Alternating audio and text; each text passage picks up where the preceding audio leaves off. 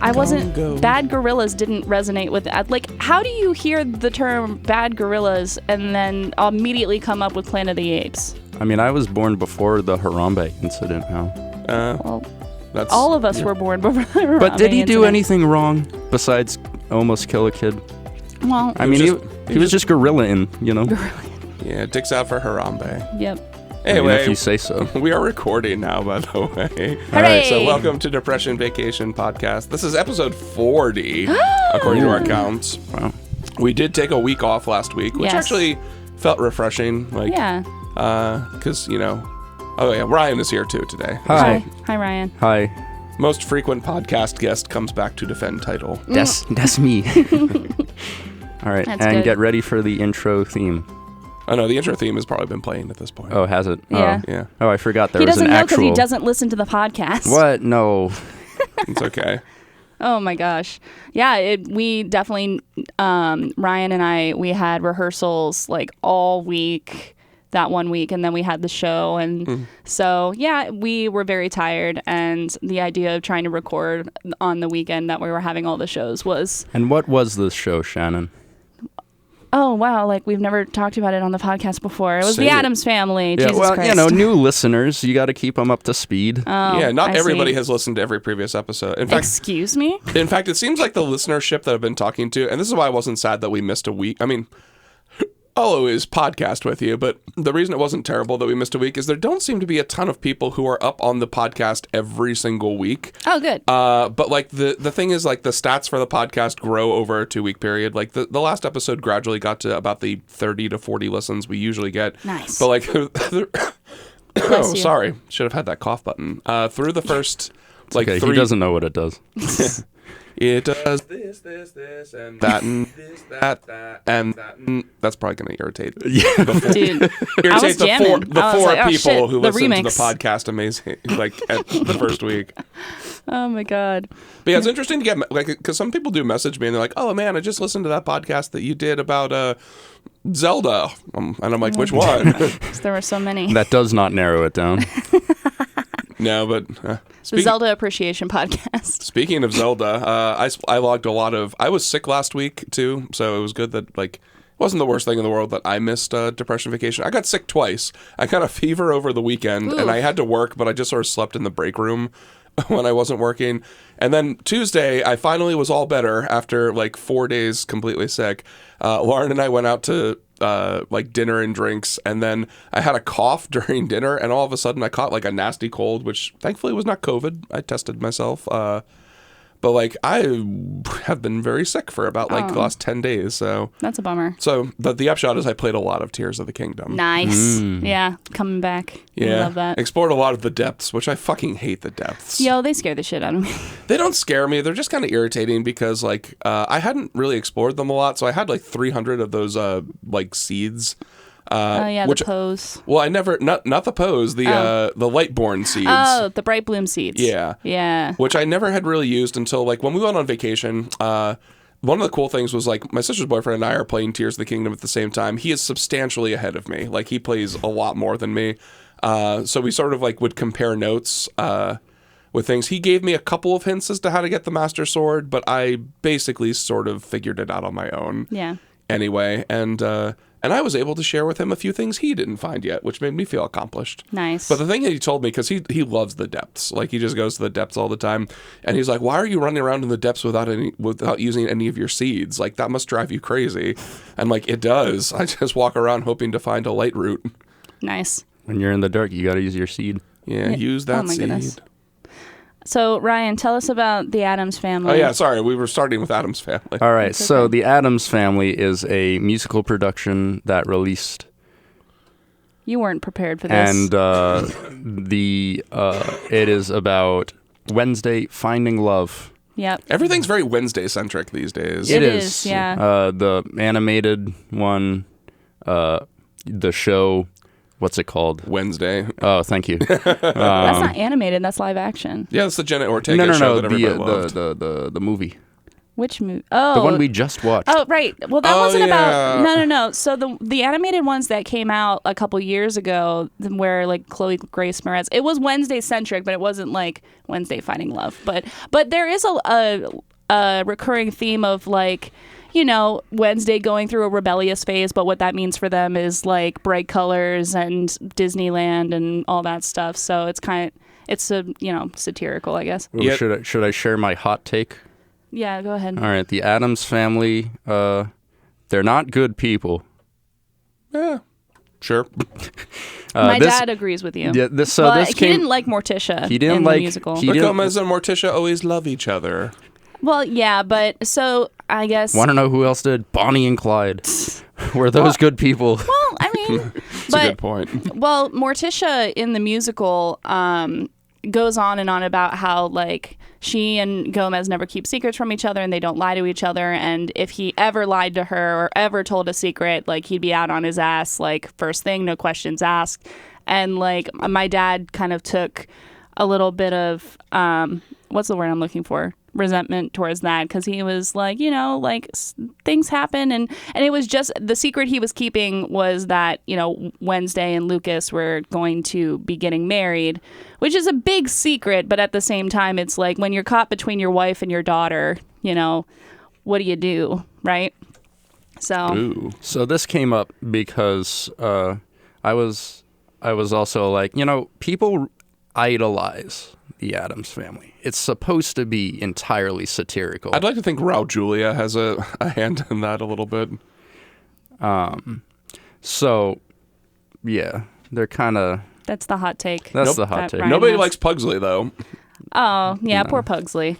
But yeah, no, we had a great weekend, great shows. It was a lot of work. Wasn't sure it was going to come together. And yeah, I was in a lot of pain. Because even though I wasn't like doing the big dance numbers, I was still like standing on stage, running across the stage, stuff like that. So I was feeling it. Yeah, I saw the pictures because I couldn't go because that was the weekend I was not only super sick, so I wouldn't have gone anyway, but also was working till 10:30 both Gross. of those nights. Yeah, incredibly gross. Yeah. But yeah, it looked like the set design and everything was fantastic. Yeah, there was a girl who I guess she's in school for like graphic design. She did all of the projections, which turned out really cool.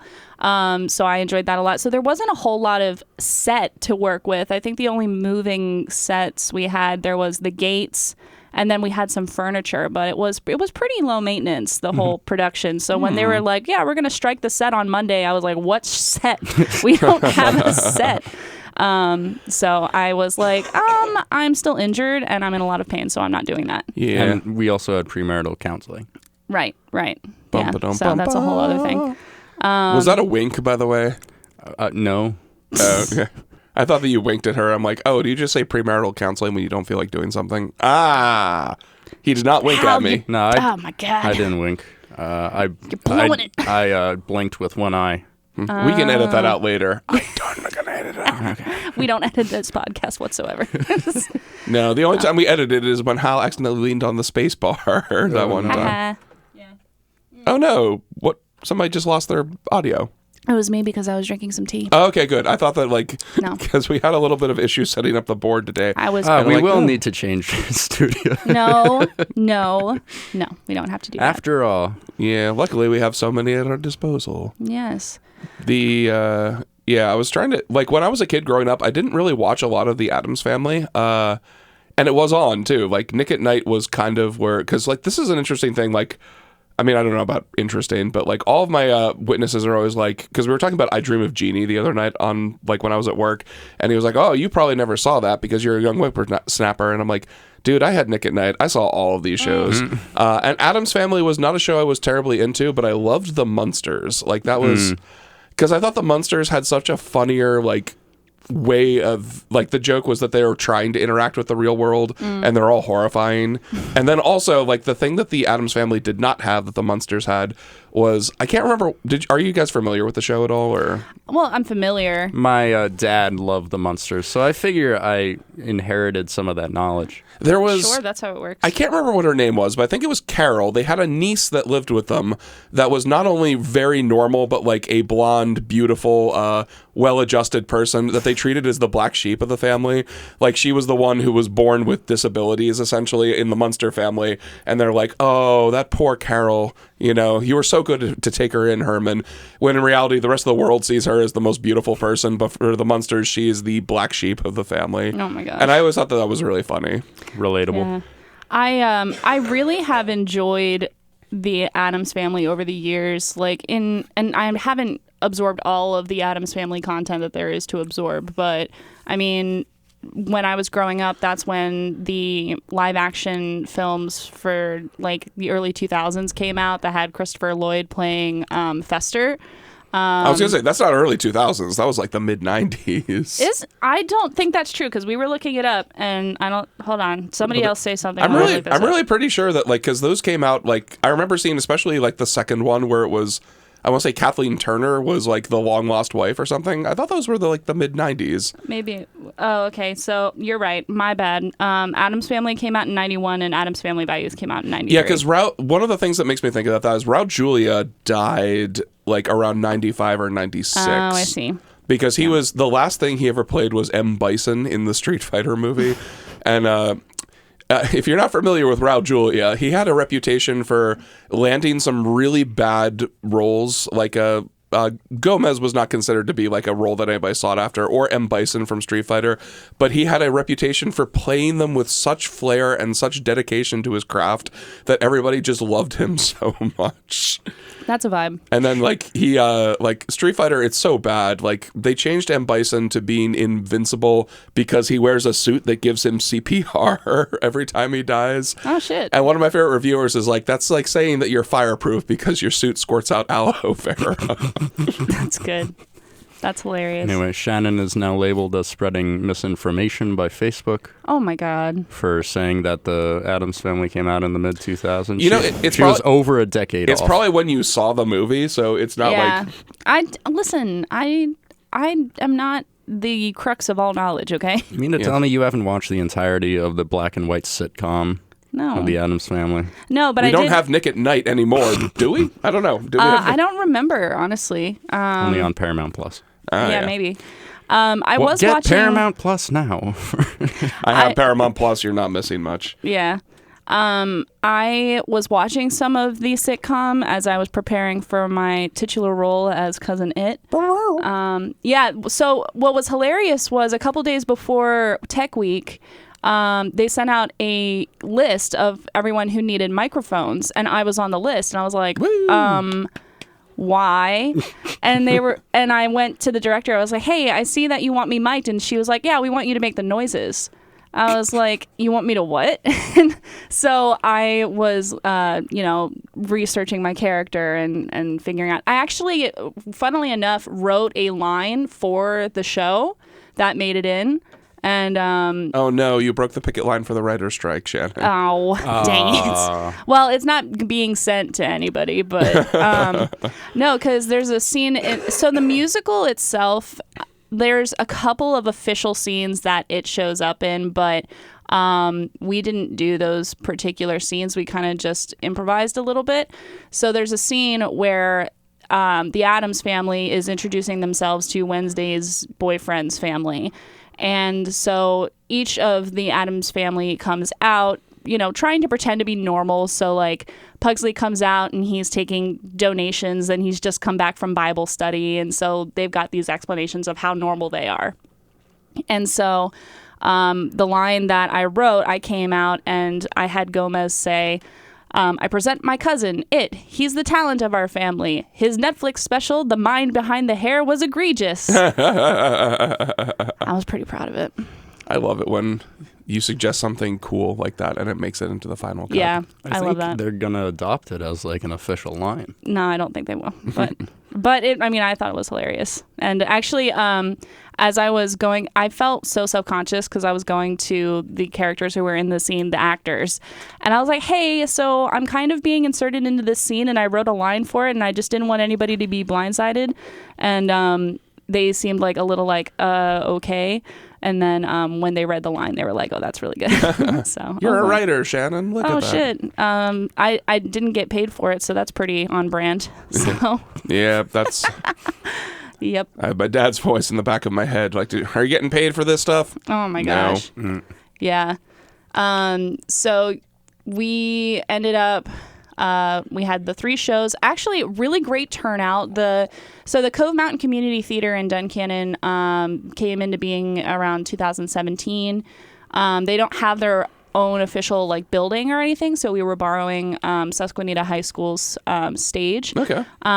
So they have a lot of really ambitious goals for the theater, and I'm hoping to be involved moving forward. But we'll see exactly how much that includes. I'm sure if you didn't have like the foot problem, you probably would have been a more prominent member of that stuff. Yeah, I was supposed to be in like a lot of like featured dances and other things like that, and it just, the timing was really bad.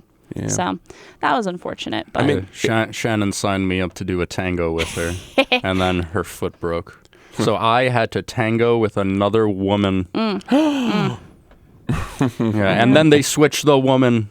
I tangoed with more than one woman. Oh, no. Yep. And then the director got us all together and she said, listen, tangos, and she's from Spain, so she has authority on this sort of thing. She's the tango authority. Mm-hmm. So she was like, tangos, it's about a 3-letter word. And Shannon interjected, and she was like, sometimes 4. Anyway, and that's a 4-letter word sometimes. You are a writer. Yeah, see? Maybe you should be a writer. Sorry, you learned from the show. Yeah. And so she's like, you guys need to push your bodies together and really get into it. And then I want you to fuck your partner. Just kidding. That is not what she said. She didn't say that. She wanted you to sex your partner. Yeah. Oh my gosh. It's kind of like, so there was a whole storyline in Glee about there was That's such a millennial thing to say. Shut up. There was a storyline on Glee. No, there is, but it was. I'm trying to remember what show they were doing. It was a musical. No shit. And I'm being snarky today. I'm sorry. I don't know why I said that. Jesus Christ, I can't get a break today. I know. That was Continue really good. about Glee. I'm so sorry. They're just gonna gang up on me the entire time. All right, so Glee, they were doing a musical, and I want to say that it was, I don't remember. SpongeBob the musical. No, the whole thing was that Leah Michelle's character was playing a musical character that was like needed to sing a very sexy song, but she had never had sex. So she's like, how can I sing about sex without having had sex? And so the whole episode was like, well, I need to have sex to understand this character. And then she was like, oh, but I'm a virgin and I don't know if it's too early for me to have sex and blah, blah, blah, blah, blah. Which is really funny because there is a story about Leah Michelle and Jonathan Groff because they were like Broadway children together growing up. And they've been in a lot of shows. He has like a goat named Leah Michelle, right? Yeah, something like that. Well, then when they did Spring Awakening together, Jonathan, I believe, if I'm not wrong, is gay. Oh, yeah. And so he had never seen a vagina before, and Leah Michelle was like, well, for science, I'll show you. And they're like best friends. But also Leah Michelle's not like the best person in the entire world. Yeah, there's a reason Leah Michelle is not in a lot of things anymore. Yeah. Wow, what a problematic person. I mean, is she problematic besides the fact that she was just not a joy to work with? Or going around showing people her pussy. Yeah, for science, Ryan. For science. My bad. I think so. A lot of it came down to and I feel like this part of the story isn't as focused on, is that it felt like a lot of microaggressions towards her co-stars that were minorities. Oh, fuck that. Yeah. So it was like, yeah, but it's one of those things where, yes, Glee has all of this like drama surrounding it. And I mean, we've had 3 deaths from that cast in not a whole lot stretch of time. Who else besides Corey Monteith died? That what's his name? He played Noah Puckerman. His actual name is escaping me, but before that he got arrested for child pornography. Oh Lord. Yeah, so it's Glee has Mark Saling. That's what it is. Yeah. So yeah, that was rough. And then Naya Rivera passed away in an accident. She was out on the lake boating with her son, and they went overboard, and she got him back up on the boat, but she didn't have the strength left to get herself back up, so she pretty much died saving her son. Which isn't that supposed to make you an immortal hero god though? Maybe in the lake. Maybe.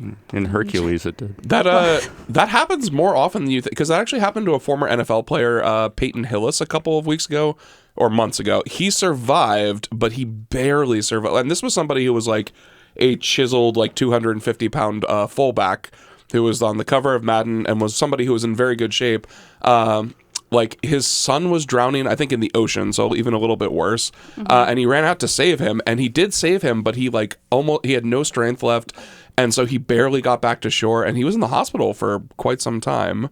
Like the water is dangerous, man. Like that's why I don't do submarines. Yeah, I mean, most people shouldn't do submarines. Well, I have a thing about submarines. I don't like the idea of being in like an enclosed space where like one thing goes wrong, you're dead. You're just a dead person.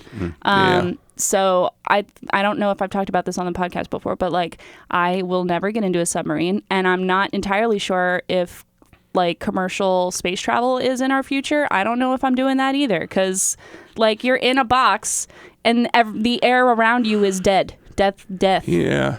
I don't think commercial space travel is really going to be a thing, at least not for us anyway, unless we win the Powerball or something. There could be commercial space travel for the uber rich in our lifetime, but not for like a while. Which I'm fine with. It'd be nice to go into space, but I think it would be pretty novel. Yeah. Yeah. We talked about this not too long ago. Oh, it might have been like over a year ago, but relative time. I like that we're getting to the point where we can be like, we talked about this on the podcast a year ago, because we're coming up on that in like a month-ish. That's pretty cool. So, Look at us. Yeah, we didn't publish the first episodes until like October because we needed Pat George to help us out to figure out how to host it. Bless Pat George. Actually, yes, because I was like banging my head against. We had like 5 episodes, and like I didn't want to pay a hosting service for this, and Pat was like, "Oh yeah, just put it on Anchor." So, which was awesome. Yes, we love him. Pat is a great friend to all of the artists. God save the king. Pat George, King George. You'll be back. It all goes back to Jonathan Groff. See? Oh my god.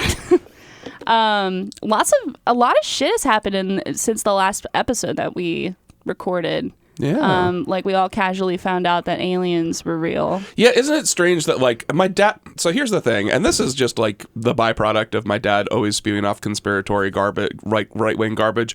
He told me about this like 2 days before it actually like made it onto NPR. And I was sort of like, oh yeah, Dad, sure, whatever. And he's like, no, they actually say they found aliens. This was a congressional hearing. And I'm like, I'm going to wait till I hear it in a reputable news source before I believe you. And then I heard it in a reputable news source. Well, I mean, disclaimer, and I was, looking at this a little bit because, I was curious, as one might be when you find out that we're all just like, oh, aliens are real? Cool, move on with our day. Yeah. So I think all of us have just sort of assumed that aliens are probably real. It's just we're probably not going to see them in our lifetimes. Well, that's the thing is like, Ryan made a good point because he was like, I was just some guy saying saying words. Like there was no like tangible evidence. They're like, what's the evidence? Trust me, bro. I saw it.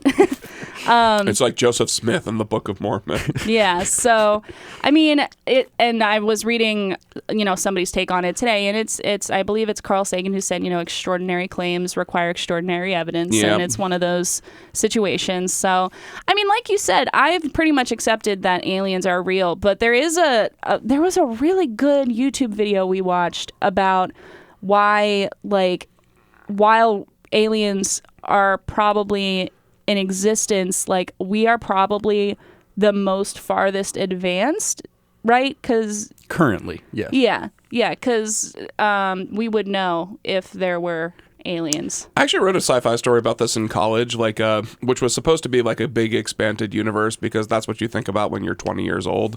But like the thing that I sort of had latched onto that I thought was an interesting idea was that like if aliens did exist, they probably would look exactly like us, was the thought, because the specific parameters for what we consider to be life or intelligent life, because there could be intelligent life out there that just does not communicate via sound, via light, and like has other ways of communicating that would be so foreign to us it wouldn't seem like they're like. So anyway, like the aliens that we think of that would be like us would probably be almost exactly like us, because in the vast universe you'd have to have a planet about the same distance from about the same sort of star over the same evolutionary period with the same amount of water, which sounds infinitesimal, but like space is a big fucking place, man. Yeah. Like I'm pretty sure there are a lot of other Earth-like planets that just happen to have the same parameters for. That was an interesting, like, I don't like talking about Orson Scott Card that much anymore, the author of Ender's Game. But one of the interesting things because he had a good mind for science fiction, and in like the end of the Ender timeline, they encounter a planet where there is intelligent life, but like their methods of communicating with each other are digesting complex enzymes. Oh. Which, yeah, sounds like, it really does sound like the most pretentious sci-fi psychobabble. But in reality, that could be like how intelligent life could communicate with each other. So like We wouldn't know? yeah. we wouldn't know via like, because we do it mostly through like light, sound, and occasionally touch. But you know, there's thousands of other ways to interact with life. So Yeah. who's to say? Yeah. So, I mean, and they were very specific in their language during that too, where they were like non-human. So they didn't necessarily say extraterrestrial. Like they went out of their way explicitly not to say extraterrestrial. So, you know, I think that, you know, we're reading a lot into the language that was being used during that hearing. The language was, it was an unidentified aircraft containing non-human biologics. Yeah. Right. So right, exactly. What So does- that could be, it could have been what, a fox or Well, whatever biologics it is that's non-human, like that came from an alien spacecraft, like it's probably similar to like what they found things on Mars that are like other than water, that are like non-human biologics, right? Well, and when you think of it that way, it's like, well, obviously, right? You know, because we hear about like, oh, a meteorite crashed to Earth or whatever, and it had non-human biologics on it. It's like, well, duh, it came from space, dumbass. It's still, like, I still think it's super, super exciting, even if we're talking about just like Oh, sure. a protozoa from Jupiter or something. No, I think that's great. I'm just saying, like, that's why I wish it was more specific. Like, I get like classified and whatever, but you know, if it were something that was like plant or I don't know, just like Plant would be cool, I yeah. think it would be important to define biologics. yes, And even if we looked up the definition right now, it's probably a different definition than what they're using in Congress. Yeah. Right.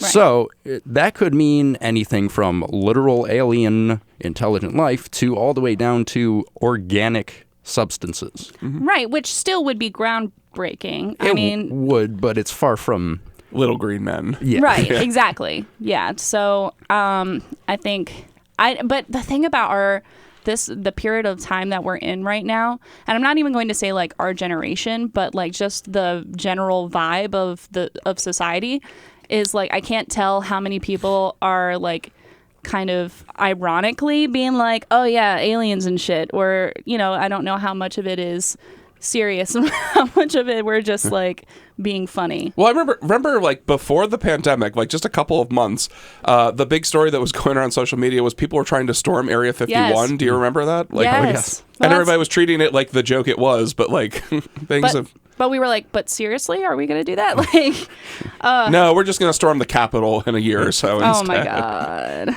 Yeah. So, The Naruto running guy is my hero.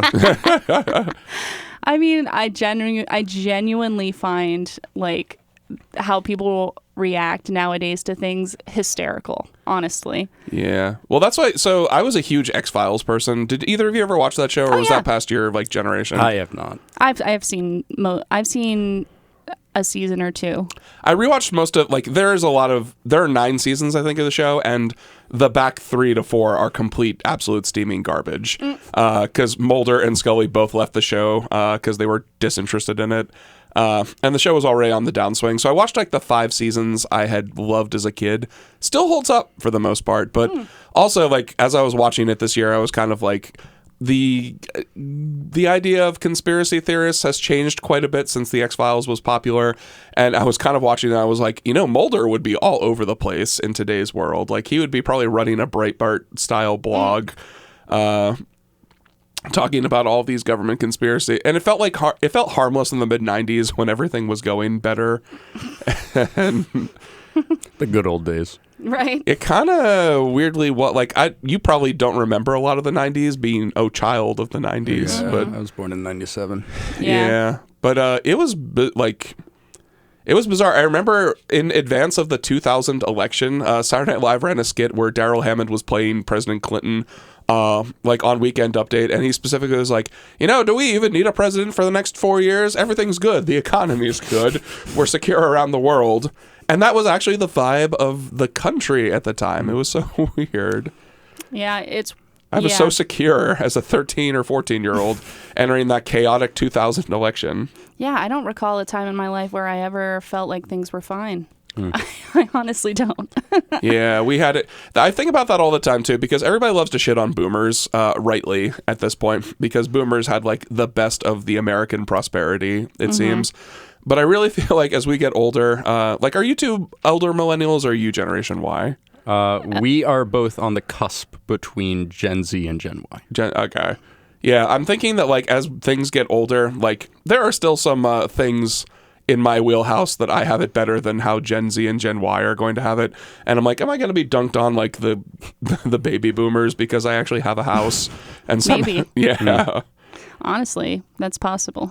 Yeah, because I'm sure you two are experiencing this right now, but like the housing prices are absolutely out of fucking control everywhere. Because Lauren has been looking for an apartment around here, like diligently, like we've both been looking for places, and it's awful. Like my old apartment that I had in Midtown Harrisburg, that was like, it wasn't anything special. It was like a nice sort of swanky loft, that was like $700 a month pre-pandemic when I moved in there. It's like $1,250 or $1,300 now. Like, and I would never pay that much for that apartment.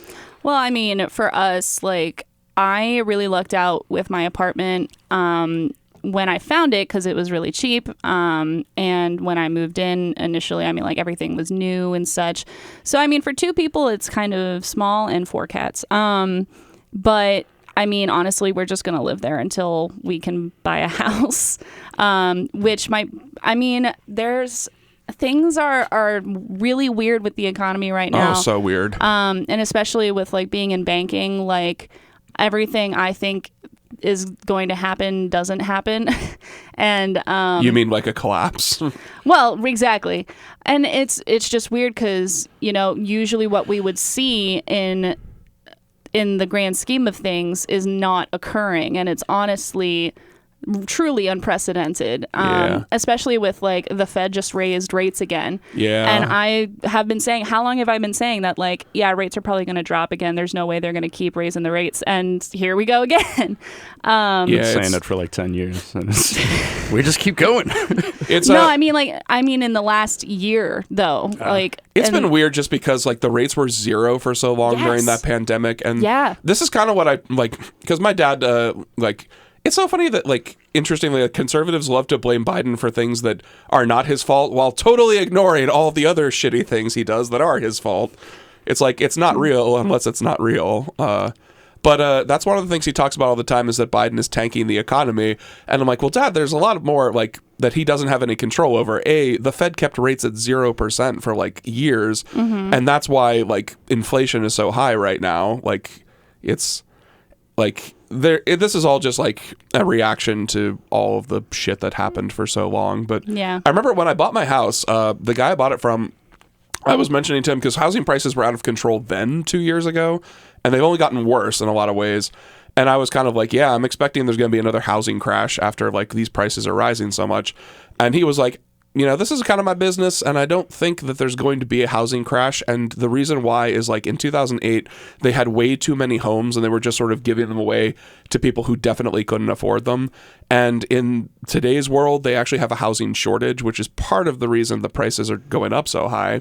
Right. Is because there's not enough housing and not enough affordable housing for the people who need it. Well, exactly. And the other part of that is people don't recognize that the crisis in 2008 created a lot of regulations to avoid the same thing happening again. Yeah. And so, and actually, even in the last 10 years or so, banking has truly transformed to be very, very regulated. And that's good. Yeah. Well, and that's the thing is like when I am handling clients and things, they're like, it didn't used to be that way. And I'm like, well, you're right. It didn't used to be that way. And it's because it wasn't working. Yeah. And people were suffering over it. Like banks used to be seen because there was no regulations for it, like as predatory institutions. But firstly, now we have, laws that keep us from being discriminatory and keep us from being predatory. And not only that, but when it comes down to it, the way that banks have chosen to proceed is like I was explaining this to a client of mine because he came in and he was like, tell me about these CDs. And I was like, yeah, sure. And he was like, well, what's the catch? What are you not telling me? And I told him, I said, there is no incentive for me to keep anything from you in this situation. Yeah. Because what's going to happen is I'm going to open up a 7-month CD for you. And if something comes up in those 7 months that I intentionally kept from you, once your maturity date comes up, what are you going to do? You're going to pull all your money out and go to another bank because I did you wrong. When you explicitly wrong a client and to not tell them something or are not completely straightforward, that doesn't help you in the long run. Yeah. When you're helping a client and when it comes to banking, you're going to get more business from that client because you did the right thing for them. This is the upswing of capitalism as a good force, is that like this is the end of greed is good that actually ensures that you're going to be doing good things for them because you want their business in the long term. Exactly. Yeah. I remember when I was getting like my mortgage broke, like the process for getting my mortgage was very long and very like, oh my God, there was so much stuff, which you have a lot to look forward to whenever you get a mortgage. But my mortgage broker, who was like a strange, eccentric French-Canadian gentleman, the entire time we were going through things, be like, oh yes, pre-2008, this would be so simple, but now I need all these things from you. And when I say all the things, I mean all the fucking things. Oh, yeah. Well, and that's the thing is like people complain about the system and then, then it changes and makes things harder. It's that I always talk about this. It's that trap of convenience of, we want things to be convenient. But then when we fix a problem, they're like, well, now it's different and too hard and I don't want to do it. Yeah. Like, did you ever read or watch The Big Short out of curiosity? No. You would find that the movie is fantastic. I have the book too. The book is very interesting, but it's more like, a nonfiction textbook. The movie with by Adam McKay with like Steve Carell and Ryan Gosling is very entertaining. And like one of the things they detail there is that like mortgage brokers pre-2008 were like giving out ninja loans, which were no income, no job. Like they basically would give a house loan to anybody and have no verifiable way to make sure they could pay it because they were making so much money on lumping all those loans together. And yeah, it was right. It was absolutely. I didn't really understand a ton about the housing crisis because it was so complicated before that movie, and that's a weird thing to say. But that's what I like about like media and consuming that kind of thing because it's made in a way for the common person to understand. Yeah, that's why The Big Short as a movie is interesting because they literally like will acknowledge that it's complicated. So here is Margot Robbie in a bathtub with champagne to explain it to you. Or here's Anthony Bourdain. Yeah. That'd be great.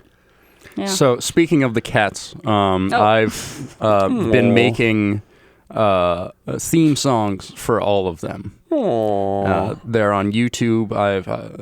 There's a happy song? Yes. I've made 3 out of the 4. So go ahead and plug my YouTube channel. I subscribe. My name is Ryan Brady. The channel's called Ryan Brady. You can find a lot of various things. I've also been, that trend where you take like a character and use AI to make them sing "My Way" by Frank Sinatra. Oh, yeah, that's the thing. But now. not My Way by Limp Bizkit. No, I don't know that one. But so I kind of hopped on the trend before it was AI. But like as the meme was becoming AI driven. No AI could ever replace you, Ryan. No, you're right. And so I've been taking pop songs and doing really bad covers in the style of like historical or like iconic dead singers, basically. I've only made 2. They're pretty weird. I can't wait to listen to this as soon as I get out of here today. Yeah.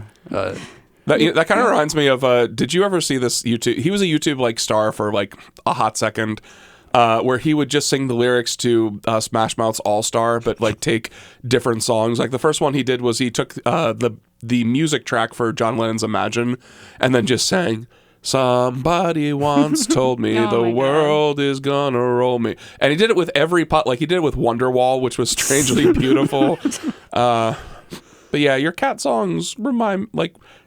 Speaking of shit that's happened in the last 2 weeks, I lost one of my kitty cats. Aww. I'm sorry, Hal. Yeah, it was sort of sad because like while we were on vacation, actually the pet sitter had said that he had been missing for a couple of days, that he just didn't come home. But he was kind of like, he loved doing that. Like he would go out for like 3 to 5 days at a time and just never come home. So we were all kind of like, oh, Mario does this. He'll probably be okay. But my mom had said that he basically stopped eating before we left on vacation and he wasn't really doing anything. He was also 15 and a half, old and tired. But like, yeah, he was just wanted to take an opportunity to say, bye, Mario, so you live on forever.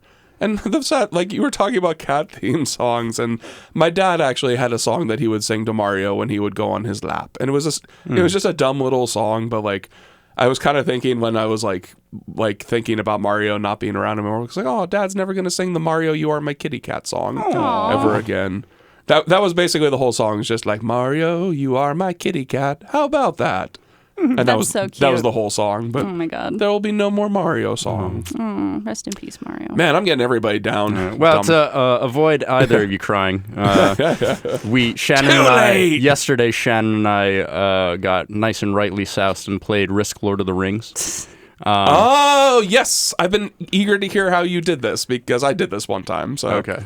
Wait, getting soused or playing Risk Lord of the Rings? Oh, no, I thought we talked... So I didn't get soused, but like when I worked at the track, I definitely mentioned this on an earlier podcast, but we did, because like we had downtime between... Like we had about 15 minutes between each race.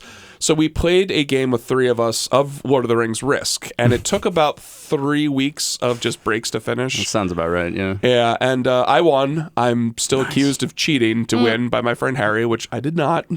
But yeah, Risk Lord of the Rings was fantastic. So how was your experience with it? So we loved it. We play it on a generally regular basis. But this was the first time that it wasn't the first time we've done it inebriated.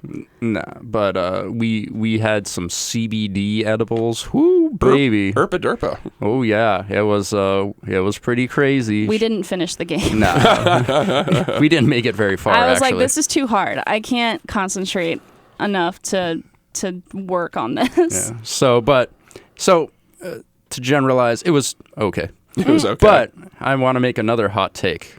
Ooh. All right. Hot take. Tolkien, he's okay. Yeah, he's Get okay. Let me explain. Shannon doesn't like Tolkien.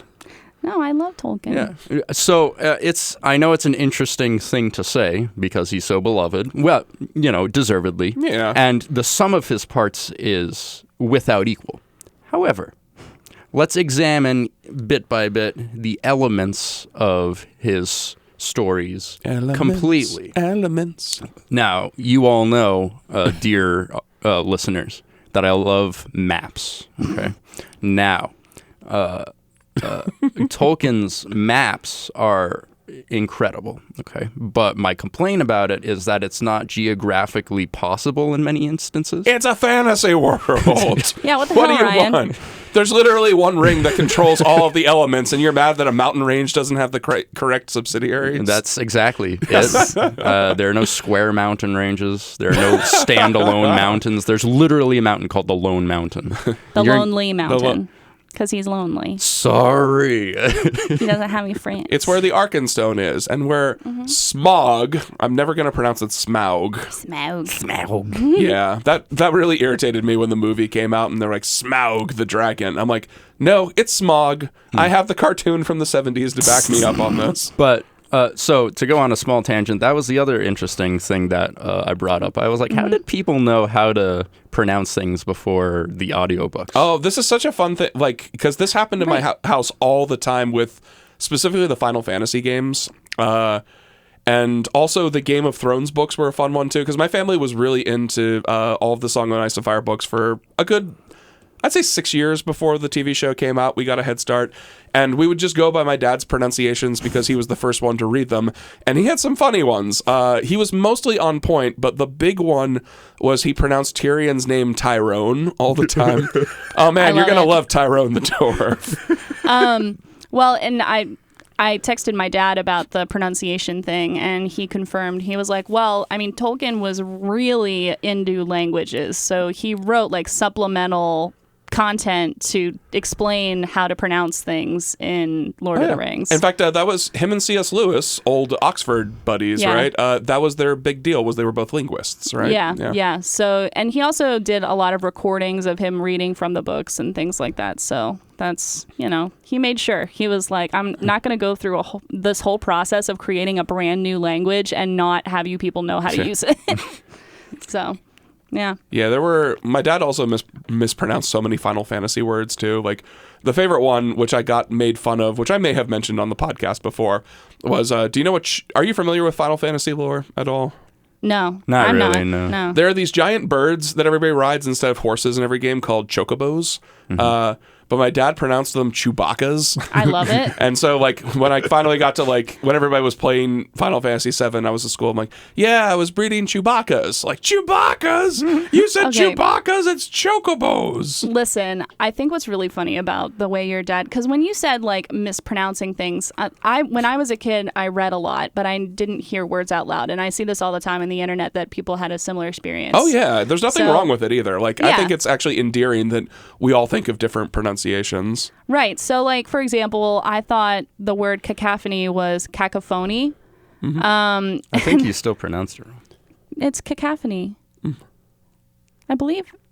Cacophony? No. Cacophony. Oh, my God. You guys are going to drive me absolutely I'm up just the wall. trying to work it out. Shannon, I hate to be the one to tell you this, but it's cacophony. No, it's not. There's no way. Hold on. She's looking it up. Hold on. But yeah, there like another example of this too recently is I just finished playing Ni no Kuni, which made me cry. It's the Studio Ghibli RPG, and the main villain of the entire game is a woman named Cassie.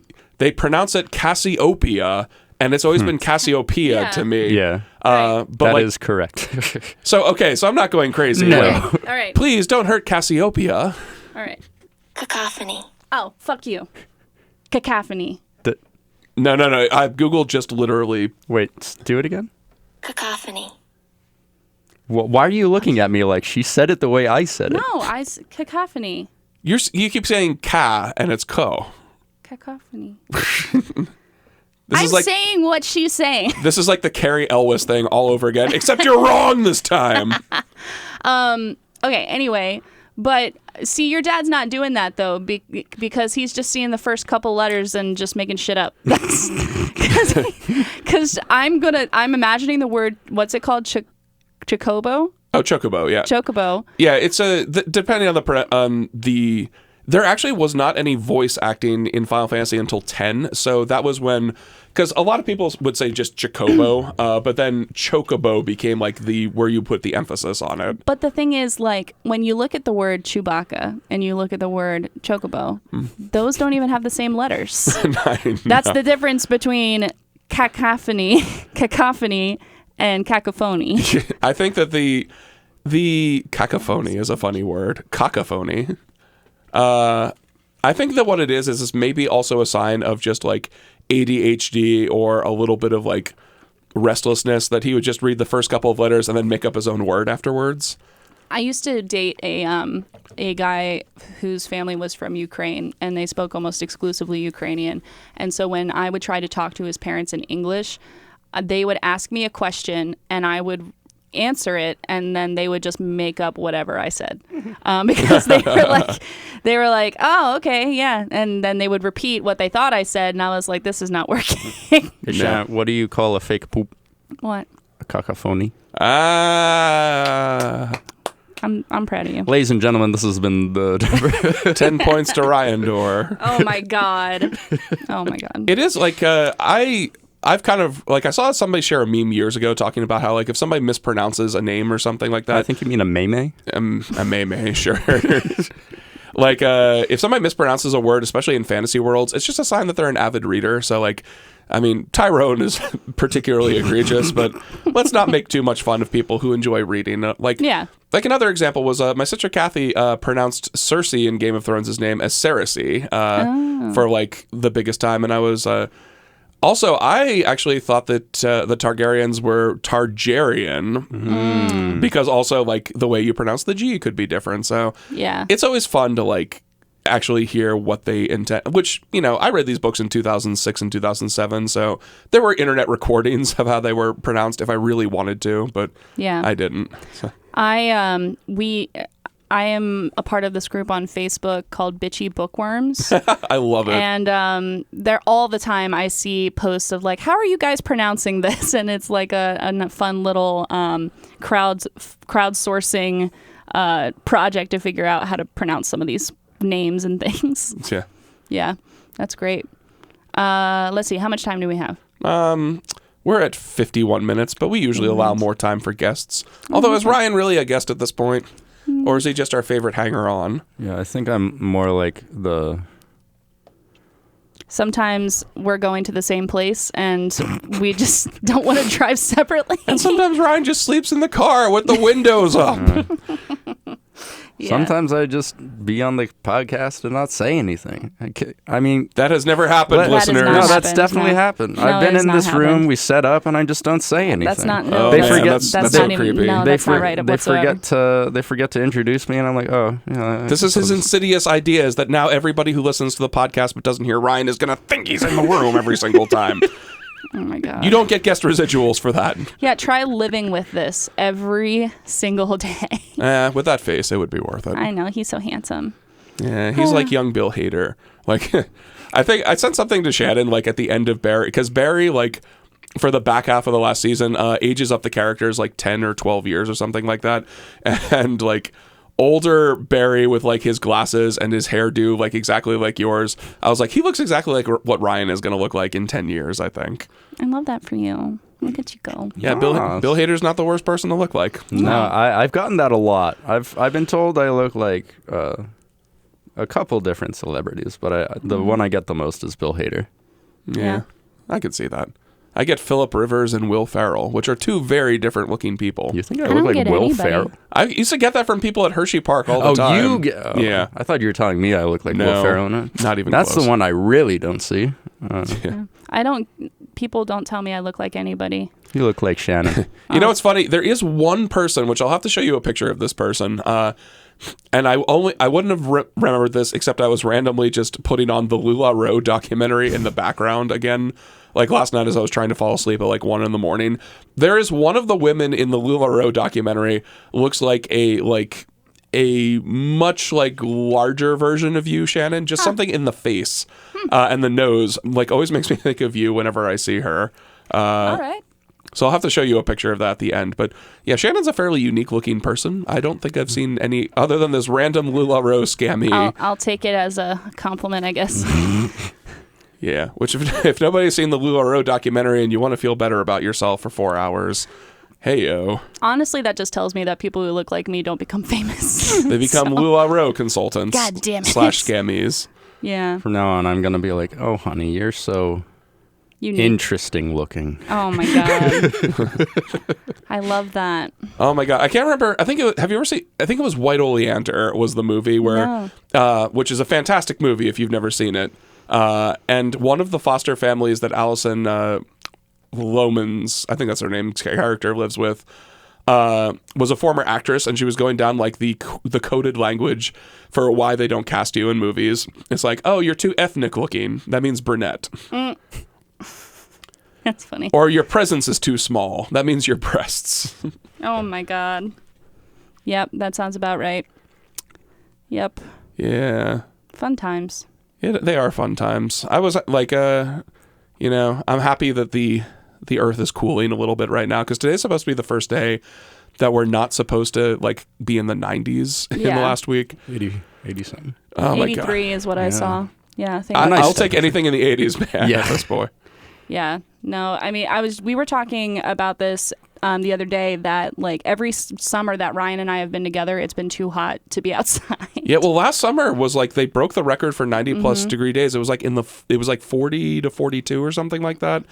And then like I didn't even notice it in June, because honestly, I thought June was not that hot as a whole, but apparently it was the hottest June on record because of like the last couple of weeks of it. So Yeah. And now July has been an absolute shit show of hotness. Oh my God. Shit show of hotness. That's a good. I love it. New band name. Yeah. I love it. Let's see. What do we got coming up? I got nothing. I got nothing. I got nothing. Oh, Yeah. shit. All right. We're well, going to see a concert on Tuesday. What are Yep. you going to go see? We're going to go see Arrows in Action. They're a band I found on TikTok. They sound like a hardcore emo band. They are punk rock, yeah. Same thing. Yeah, well. And then we're going to go to the zoo, Which zoo are you going to? the Philadelphia Zoo. Ooh, my sister and frequent listener of the Depression Vacation podcast is, I don't know exactly what her job title is. I think it's like business acquisitions manager cool. for the zoo, because I have not paid to go to the zoo in several years. And Nice. yeah, so if you see somebody who kind of looks like me but is a lot thinner and a lot blonder, be like, Christy, and it probably Yeah. won't be her, but Maybe. It could We'll be. just go around the zoo yelling, Christy. Where are you? Someone will turn around. you'll go on the I always penguin. zoos are always mixed feelings for me, because I'm like, look at the aminals. And then I'm also like, oh, no, the aminals.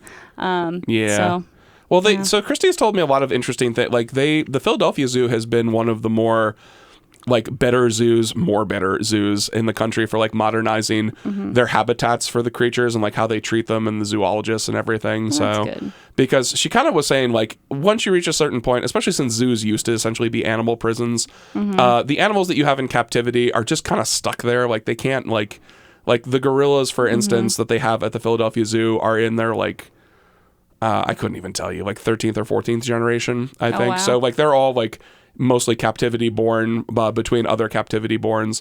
And so like the best thing you can really do is just like give them good habitats. Because I remember one year we were there and they had just had a baby gorilla and the baby was like in with the other gorillas, and it was kind of cute because like even though only one of them was the father of the gorilla, obviously like the entire pack of gorillas like defended and raised the baby, which was very so cute. cute. Also what humans used to do before the nuclear age. So. Right. Yeah. But yeah, it's Cool. the Philadelphia Zoo is very. One of the funny things too is like the couple times I've gone there have just been random peacocks wandering around outside of cages Nice. in the zoo. And I actually texted Christy the first time I saw it because I'm like, Christy, I hate to alarm you, but I think the peacocks got out of their cage. And her response was like, they actually are not our peacocks. Oh, that's They do hilarious. not belong to the zoo. They just sort of wander around and live there.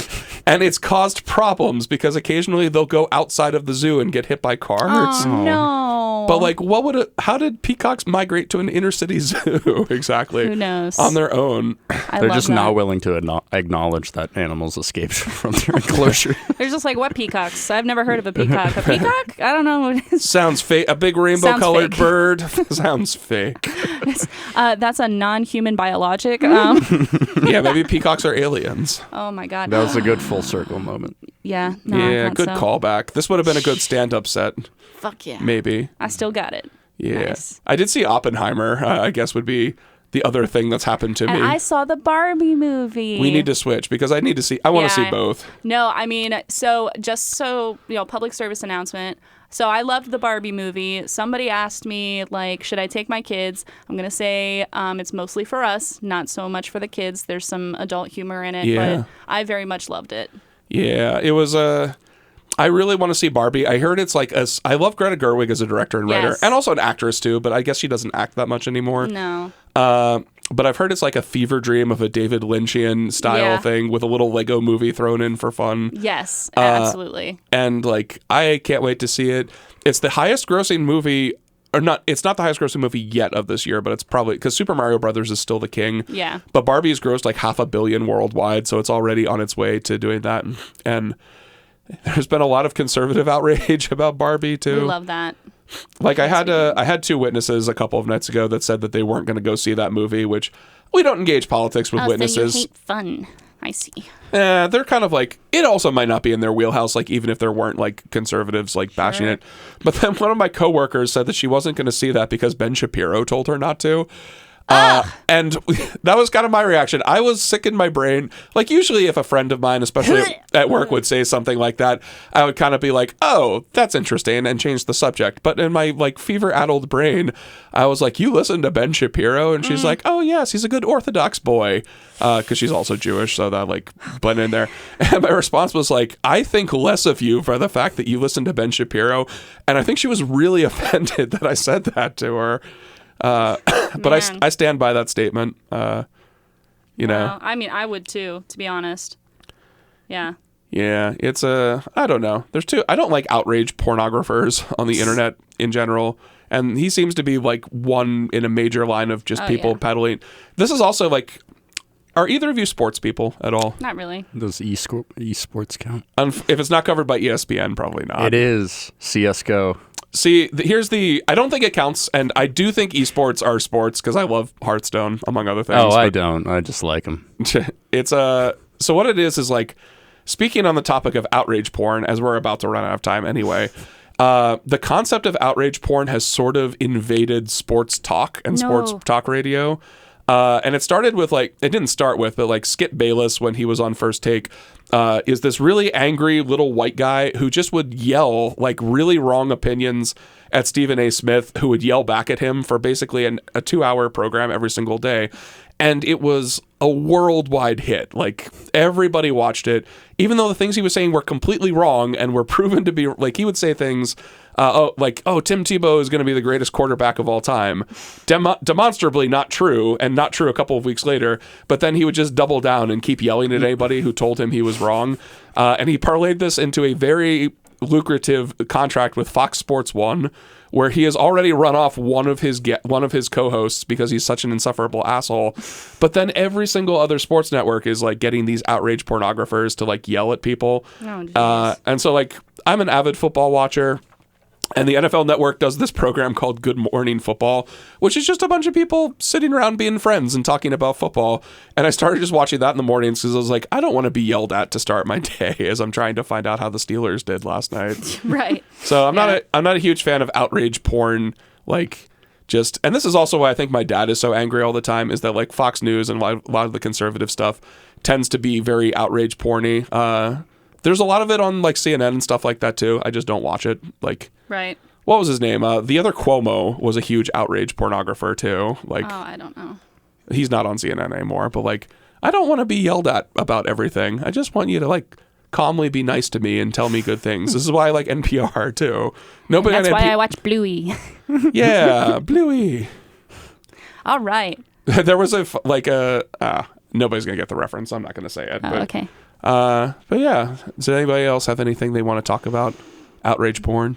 No. I prefer in-rage porn. In-rage porn. Oh, it's just where everybody fucks, but they keep their thoughts and feelings to themselves until they boil over. Oh my God. I love that. In-rage porn. This sounds like a sketch waiting to happen. Yes. Wonderful. I'm ready. Okay. Well, I think we're going to wrap up. And we'll see you again. And if Ryan does in-rage porn, that means we have to see his penis for science. That's right. Fuck. God damn it. The Leah Michelle treatment. That was another callback. Nice. Yeah. Man. Wow, look at us. Yeah, it's like we almost put this thing together, although I won't know what the name of the episode is until I listen to the top 4 talking points again. All right. Can the episode name be in-rage porn? In-rage porn with Ryan. Yeah. I like that. It has to be IN though. It can't be EN because then it sounds like you're enraged. It sounds like fucking Goku gaining strength as he's about to do porn. Super Saiyan. Oh, he's at 5,000. Oh my God. All right. Well, you guys have an awesome week. We'll talk to you again. We hope the best for you. Yeah. Or the worst. Have the day you deserve. Yeah, the worst. I will wish poison ivy on your enemies. But anyway, I've been Hal. I've been Shannon. I've been Ryan. And this has been Depression Vacation Podcast. Thank you all, and we'll see you maybe next week. Bye. Bye. Bye.